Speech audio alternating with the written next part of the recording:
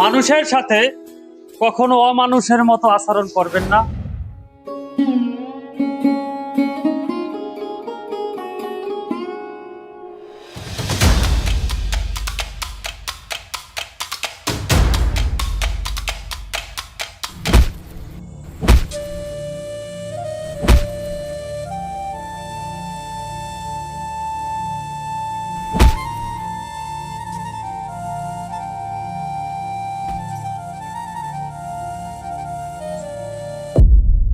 কর্মফল খুব একটা ভয়ানক জিনিস। রাসেল ভাই, আপনার বাড়ি খুঁজেছি, আপনার পাই নাই। এখন ভাই দয়া করে টাকা কটা দেন, মোর বউ বরিশাল ভর্তি হাসপাতালে।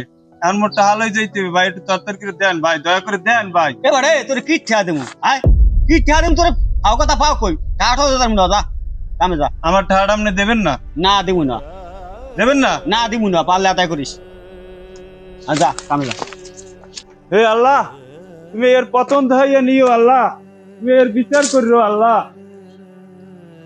হয় যা, আল্লাহ তার বিচার দে, যা আল্লাহ টাকা দিবে না। যা। কখন কার দরজায় কার দাঁড়াতে হয় তা একমাত্র সৃষ্টিকর্তাই ভালো জানে।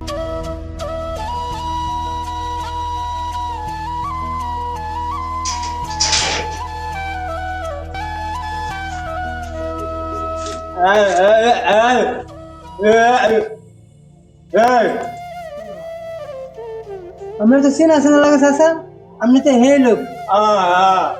ওই যে আমি রিক্সার ভাড়া চাইছি, আমার মারছিলেন, আজকে আমার এই অবস্থা।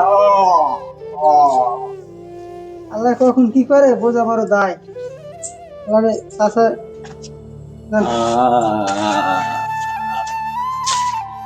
এই যে ব্যক্তিকে দেখতেছেন, এ গ্রামের জুলুমবাজ ছিল, মানুষের উপর অত্যাচার করত, নির্যাতন করত।